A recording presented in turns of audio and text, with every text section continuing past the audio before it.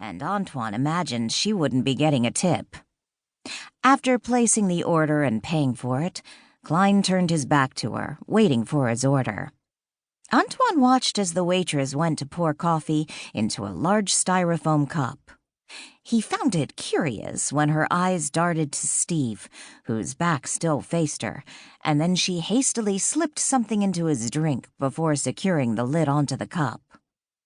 That alone would not have piqued Antoine's curiosity, but when Steve placed his coffee on the bench with his other items and then went to use the men's room, Antoine watched as the waitress quickly scurried from behind the counter and began going through Steve's belongings.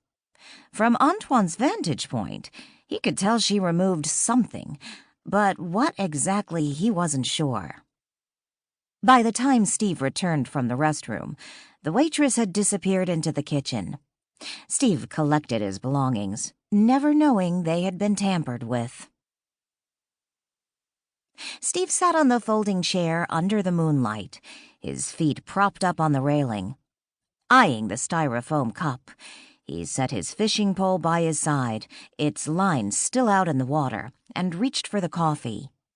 Antoine leaned back against the railing, the line of Steve's fishing reel just a few inches from his left elbow.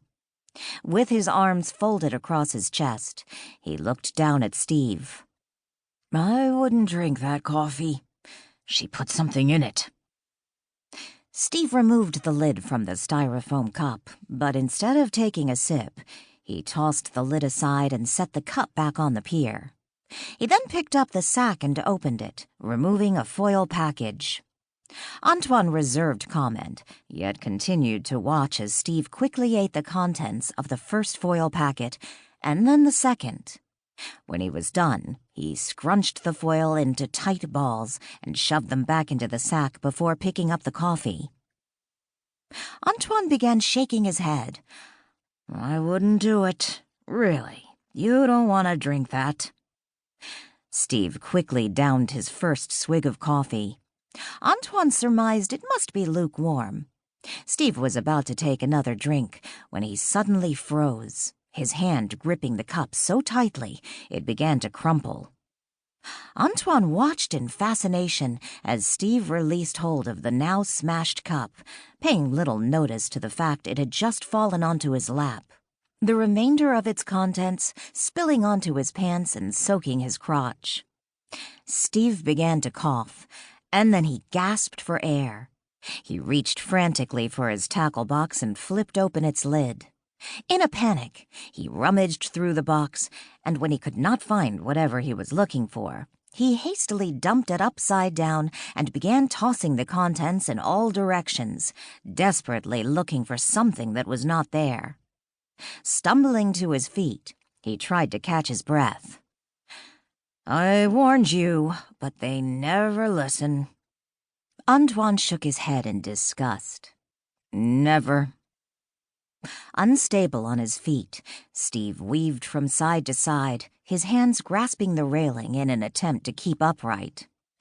Making a gasping sound, his eyes rolled back into their sockets and he swung around, his back now to the railing.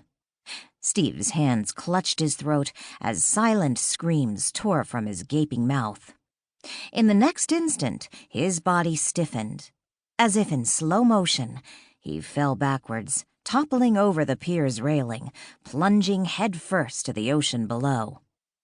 Casually, Antoine looked over the railing. He heard the splash as Steve's body hit the seawater. Shaking his head in disgust, Antoine continued to gaze down, the moonlight casting a golden glow on the rippling water. He couldn't see Steve. Antoine assumed he had simply sunk to the bottom, or he had already been washed out to sea. Turning from the rail, Antoine's gaze moved over the now empty folding chair and the scattered tackle. With a shrug, he stepped over the debris and made his way down the dock.